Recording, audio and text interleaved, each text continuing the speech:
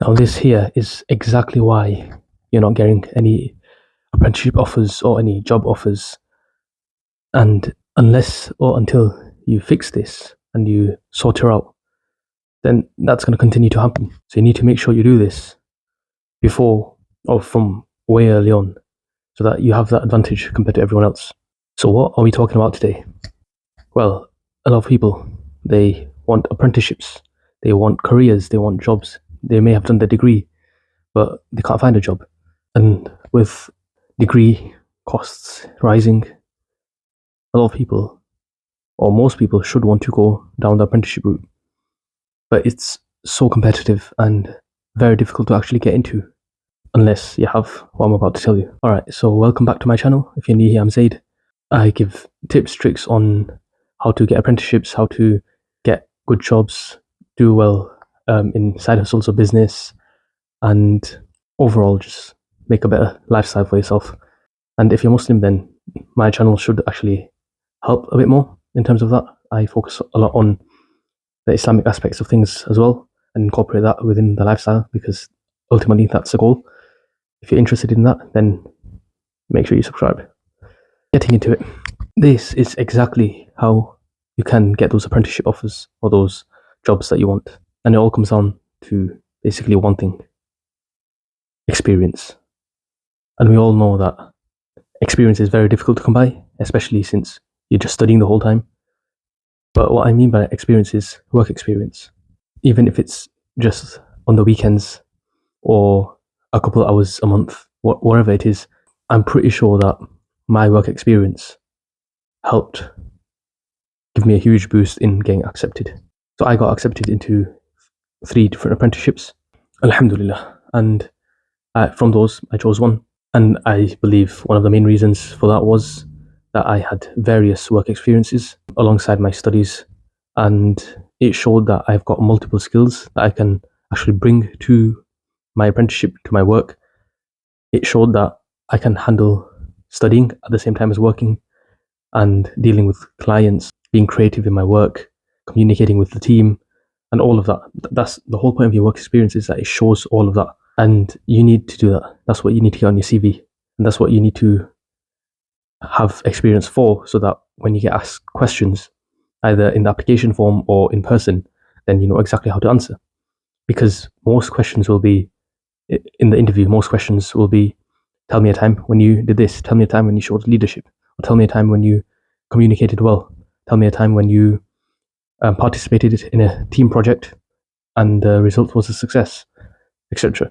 So you won't be able to answer any of those, or you'll have the most generic, basic answers if you just went to uni or just went to college and that's all you did. So what you have to do is find that work experience, and it doesn't even have to be in the same field. So I'll give you an example. My first work experience was in an optician's. I was in year 10, so 15 years old, 14, 15 years old, and my dad got me a place in the local opticians where every Saturday I would work for half a day. So from 12 till 4 or 12 till 5. And I would just do whatever they say. I would help customers. I would deal with the database and also all sorts of odd jobs here and there. But in terms of my application and my CV, I could bring loads of experience from that. Client facing, customer facing, communication, managing databases, and a whole load came out of it. So that was just my first sort of experience, work experience. And like I said, it doesn't have to be in the same field. So that was opticians.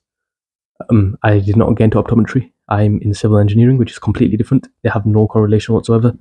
But the soft skills are transferable. That's what the company wants to see. When they go through your application form, your interview, they want to see that what can you already bring to the table? How can they as a company benefit from your skills? And if you don't have any, then they're not exactly looking for someone who they have to start from scratch with. They have to teach how to communicate. They have to teach every basic thing. And yes, it might be an apprenticeship, which is supposed to be the initial steps, the first step on the ladder, however you want to call it. But even then, they have a standard, and they don't just want anyone. They still want someone who's made progress on their own. And this is how you do it, through work experience. Then find work experience in which you can develop certain skills and then show that you have those skills. For example, I wanted to get into engineering, so I looked for experience in engineering. I got a week's work experience with Siemens. So if you don't know, they're a huge engineering manufacturing company, and I did a role over there. Although again, that was more towards manufacturing or manufacturing engineering or construction, something like that. Again, very little correlation to what I'm doing currently, but it helped because it was part of an engineering company. I understood how they work, the basic layout, what the processes are, and essentially it just looks good on the CV. If you, even if you don't get any actual benefit out of it, if it looks good on the CV, then it's of benefit to you. And with AI nowadays, with ChatGPT, you can literally just tell it to write you something and make it sound nice for your CV, and it'll do the job. There literally is no reason for you to complain about not having the work experience or not being able to put it on your CV or not being able to have the skills to write it properly or write it convincingly. It's all up to you. A few other work experiences I got a FA level 1 coaching qualification for football. A lot of that I could bring using examples, so teamwork and communication and all that. And then after that, I had to do 1 year's worth of volunteering at a youth club, which also helped as well, because technically that's, again, work experience or volunteering. Companies love if you've done volunteering. So I did that volunteering, so for the youth club, and I also volunteered at a local charity where I helped organize events, collected donations, going door to door, again, customer facing, a lot of organizational skills required in that. So that's what they want to see. They want to see a variety. They want to see you going out there and trying to improve yourself. And if you can show that, and if you can show that you're trying to get the skills, and now you've actually got the skills, they won't hesitate to hire you. For the apprenticeship I'm currently in, I still remember. I had the interview on a Friday, and the following Tuesday, so basically just over one business day, I got the offer saying that they want to hire me. In all honesty, the company I currently work for, they weren't my first choice. I was hoping for an offer from someone else, another company, which was my first choice, which alhamdulillah I did get as well many months later. And then I decided not to go for it. But yeah, so I actually told the company I'm working for now in the initial call back, saying that I'm really happy about the offer and I would love to accept, but I'm actually waiting on another offer. So if you can give me some time and I'll get back to you. That actually sort of showed me that they wanted me, because a couple of weeks later or a week later, they called back saying they really want me and they sort of want me to accept quickly.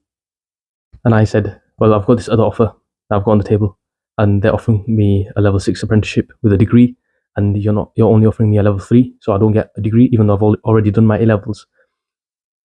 So then they came back to me again after that, offering me a level 6 apprenticeship. So although I applied and got accepted for the level 3, they upped their offer, gave me a level 6 apprenticeship. So they're paying, well, I'm getting my degree, I'm getting a higher pay as well. And that sort of convinced me to go with the company I'm currently with, along with a few other factors. But that was a big one. From my knowledge, a lot of the work experience outside of my studies is what helped me get the offers I got. And that is really the secret to getting accepted, getting offers. I know many people who just did their A levels or their BTEC qualifications, they went straight to uni, and then they're trying to go for a job. And that does not work for most people. It's very difficult to get a job nowadays. And it's very difficult to stand out. A lot of people get first, a lot of people get 2-1s. A lot of people write nice dissertations or have good projects. And it's very, very difficult to stand out. But the one way you can stand out is through your work experience. That is all unique to you. You can do how much work experience you want, for however long you want, in whatever field you want, trying to gain whatever skills you want. All of it's useful. I remember I must have put down Duke of Edinburgh because it sounds nice. It's a prestigious qualification in the UK. And yeah, it's a whole load of waffle as well. Keep trying to get work experience, preferably in the field that you want to go into. But again, that's not necessary. Make sure you utilize what you can in terms of AI so that your CV actually looks good and sounds good. Again, with a cover letter if that's required. But spend some time, put some effort into gaining that work experience. Yes, it might be difficult, it might be tiresome. On top of, you might even already have a job. Again, that can go on your CV as well. Make it sound nice. Employers want to see that work experience. That's how you stand out. So make sure you do that. And as long as you don't mess up your interview or your online test, then I can pretty much guarantee you that they will offer you a job. And you have to have decent grades as well in your uni or your A levels. Not necessary, because mine was sort of a different case, but yeah. So try and be on par with everyone else in terms of your results.